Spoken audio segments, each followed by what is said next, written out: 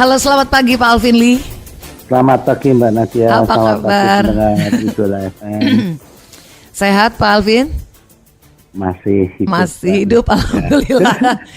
Pak Alvin, refleksi 71 tahun kemerdekaan RI. Dari kacamata Anda, apa sesungguhnya makna kemerdekaan bagi bangsa kita? Apa ya, kemerdekaan? Gini, kemerdekaan itu kan kita mempunyai hak untuk menentukan jalan hidup kita sendiri. Namun bukan berarti bahwa kemerdekaan itu kemudian semua hak kita itu terpenuhi. Hak itu kan hanya merupakan suatu bahwa kita mempunyai kesempatan untuk melakukan sesuatu, tapi kalau tidak kita lakukan ya tidak akan dapat. Misalnya hak untuk mendapatkan pendidikan,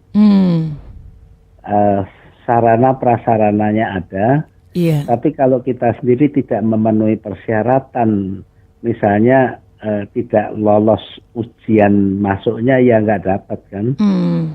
Nah itu saya kira kemerdekaan itu memberikan kita kesempatan, tapi kita sendiri juga harus berupaya semaksimal mungkin untuk dapat mewujudkan dari kesempatan itu menjadi kenyataan. Iya, oke. Kita tuh sering mendengar ungkapan Bung Karno, kemerdekaan hanyalah jembatan emas. Kalau dari sisi perspektif Anda ya, apa sih sebetulnya makna dan maksud di balik ungkapan Bung Karno itu, Pak Alvin Lee? Saya kira selaras dengan tadi yang saya sampaikan ya, jembatan ini kan sarana untuk membawa kita dari satu tempat ke tempat yang di seberang jembatan itu. Tentunya yang dimaksud dengan Bung Karno jembatan emas itu adalah sarana untuk membawa kita ke masa depan yang lebih baik. Jembatannya ada, tapi kalau kita tidak mau berjalan ya tidak akan sampai ke masa depan yang lebih baik itu kan. Iya. Oke.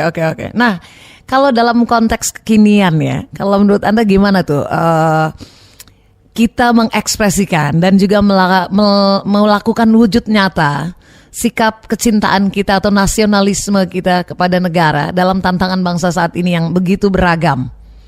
Iya, tentunya konteksnya udah berbeda ya, bahwa kita sebagai warga negara Indonesia, sebagai bangsa Indonesia berjuang untuk bangsa dan negara bukan lagi dengan bambu runcing melawan penjajah ya.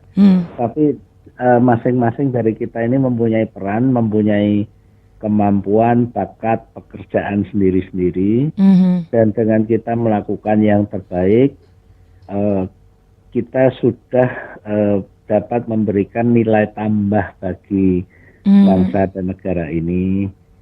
Yang jadi penyiar radio, jadilah penyiar radio yang baik, ya. Menyebarkan informasi yang benar, kemudian juga memberikan informasi kepada masyarakat yang bermanfaat. Yang semalam kita juga baru saja menyaksikan Tontowi dan Liliana memenangkan medali emas. Itu kan juga sudah berjuang untuk bangsa dan negara. Jadi yang pekerja pun, buruh pun juga bekerja yang baik sehingga meningkatkan daya saing ekonomi kita. Itu sudah menjadi sumbangsih kita untuk bangsa dan negara ini. Iya. Itu berarti dalam konteks kekinian semua kita melakukan sesuatu sesuai bidang kita bagi kebaikan bangsa, begitu ya. Betul. Kalau kita merujuk pada hasil jajak pendapat di Harian Kompas hari Senin 15 Agustus lalu, Pak Alvin, ternyata hasil jajak pendapat itu sikap nasionalisme dalam diri bangsa saat ini Indonesia saat ini tuh katanya hasil survei ini ya makin lemah atau makin luntur. Ini diungkapkan oleh 49,9% atau hampir separuh dari total responden yang dia survei gitu. Sisanya 28,3% makin kuat, terus 21,2% tetap dan 0,5% tidak tahu. Gimana kalau Anda membaca hasil ini? Menurut Anda sendiri gimana? Makin kuat, tetap atau makin lemah nih rasa nasionalisme dalam diri bangsa Indonesia saat ini? Mungkin yang terungkap itu adalah egoisme kita ini lebih kuat daripada nasionalisme. Jadi mengedepankan kepentingan pribadi daripada kepentingan nasional. Ya, antara lain yang menonjol saat ini kan sedemikian banyak teman-teman kita ini yang mencaci maki negara kita sendiri gitu kan. Bahwa ada kekurangan, ya itu benar. Bahwa kita kemudian mengkritik penyedia pelayanan publik ya, baik itu instansi pemerintah, pejabatnya, itu sah-sah saja kita menggugat agar lebih baik. Tapi jangan kebablasan kemudian malah mencaci maki negara sendiri, kemudian melakukan hal-hal yang merugikan kepentingan orang banyak, misalnya dengan merusak kepentingan publik. Termasuk juga tidak mematuhi peraturan perundang-undangan, perilaku kita di jalan, apakah itu mematuhi undang-undang atau tidak. Nah, hal-hal seperti itu mungkin. Menurut Anda ini memang melemah juga ya kalau lihat situasi yang ada saat ini, fenomenanya. Iya, gitu ya Pak Alvin. Ya, kita perlu, itulah perlunya kita mempunyai tujuan, cita-cita bersama, common goal, common interest untuk kembali mempersatukan nasionalisme itu. Oke. Ada yang menarik lagi, masih dari jajak pendapat Kompas ya, beberapa indikator lemahnya rasa nasionalisme kata dia karena lunturnya minat budaya dan produk lokal. Makanya sekarang di medsos tuh, ayo beli produk-produk Indonesia aja, itu ada sekarang mulai ditingkatkan. Lalu masalah perekonomian, individualisme yang Anda sebut tadi, minimnya rasa persatuan, kurangnya penegakan hukum, masih terjadi korupsi, kurangnya moral dan pendidikan, serta kurangnya rasa menghargai. Gimana? Anda sependapat tentang hal ini? Iya, itu saya kira cukup akurat ya, sama dengan yang saya sampaikan tadi. Jangankan oleh masyarakat kita, para pejabat kita pun, instansi-instansi pemerintah pun juga makin luntur saya melihatnya, antara lain dengan penggunaan bahasa Indonesia. Jelas kita punya undang-undang tentang bahasa, bendera, dan lagu kebangsaan, bahwa instansi pemerintah itu wajib menggunakan bahasa Indonesia. Tapi apa yang terjadi, coba lihat bahwa yang sering saya kritik ini adalah kepolisian. Kepolisian itu mempunyai National Traffic Management Center. Kenapa pakainya NTMC, bukan pusat pengelolaan atau pusat manajemen lalu lintas nasional? Bahasa Indonesianya ada kok. Kalau Malaysia aja pakainya bahasa Melayu Malaysia ya, dia lembaga-lembaga. Justru instansi-instansi kita itu lebih pilih ini bahasa Inggris daripada bahasa Indonesia, padahal ada undang-undangnya itu. Nah, hal seperti ini kan menunjukkan bahwa pejabat-pejabat kita pun juga lupa bahwa ada undang-undang yang mewajibkan itu, dan entah sok gaya, entah apa.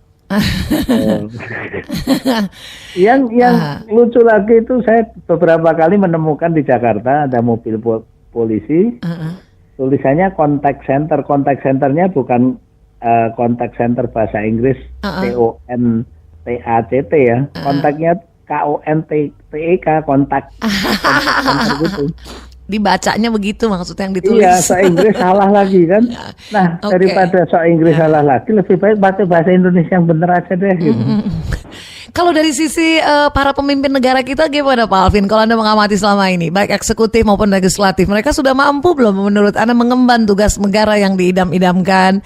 Atau jangan-jangan cuman karena cuma wacana-wacana pembangunan doang nih yang keluar? Iya, ya. Saya menilai bahwa pembangunan negara, pemerintahan ini tidak bisa hanya dibebankan kepada pemerintah eksekutif saja ya. Eksekutif, legislatif, kemudian yudikatif, tapi juga peran serta masyarakat. Rakyatnya juga harus selalu mengawal.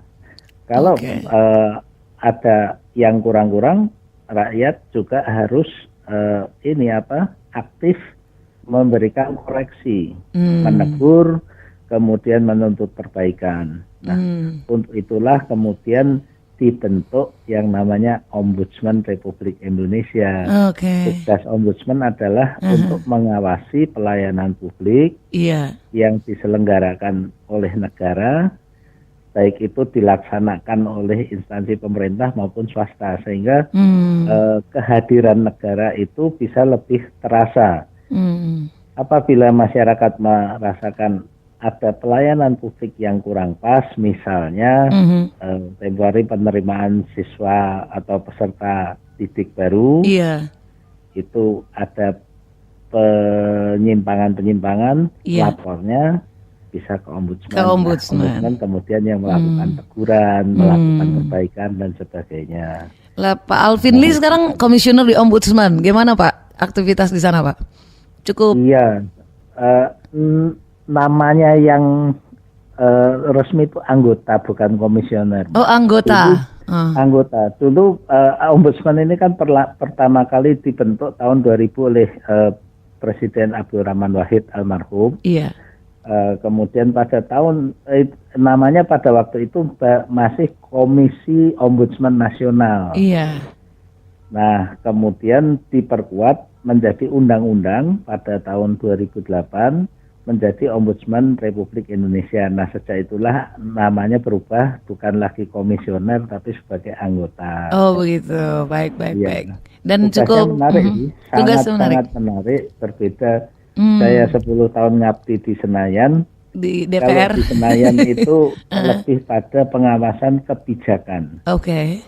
Nah, di Ombudsman tugas kami adalah pada penyampaian pelayanan publiknya, bukan hanya kebijakannya, tapi pelaksanaan dan penyampaian pelayanan publik itu sangat menarik. Sangat menarik. Oke. Kalau gitu mudah-mudahan sukses di sana. Tapi terakhir saya ingin nanya, berarti apa tantangan kita sebetulnya saat ini, Pak Alvin Lee? Tantangan terbesar bangsa kita ini ke depan untuk kita taklukkan gitu sebagai upaya melanjutkan perjalanan dari jembatan emas kemerdekaan seperti ungkapan Bung Karno. Iya. Tantangan kita adalah kita ini juga maju seperti bangsa-bangsa lain. Dalam kondisi dunia saat ini, perubahan teknologi sedemikian cepat, kemudian juga bangsa-bangsa negara-negara lain juga meningkatkan daya saing mereka. Kita kalau tidak juga terus mengikuti perubahan, kita meningkatkan kemampuan saing kita baik itu secara ekonomi, teknologi maupun etos kerja, kita akan ketinggalan itu. Jadi kita harus selalu meningkatkan kemampuan dan daya saing kita.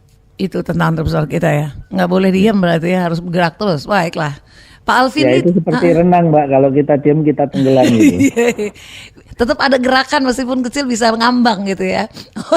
Nggak cukup tapi harus pakai gaya biar maju ke depan. Oke, Pak Alvin Lee terima kasih Pak sudah berbagi dengan Radio Indo. Mbak Nadia. Iya, selamat pagi, sukses, sampai ketemu lagi Pak Alvin. Sama-sama, terima kasih. Demikian kita telah berbincang dengan narasumber kita Alvin Lee, seorang nasionalis lintas etnis yang sekarang juga jadi anggota Ombudsman Republik Indonesia.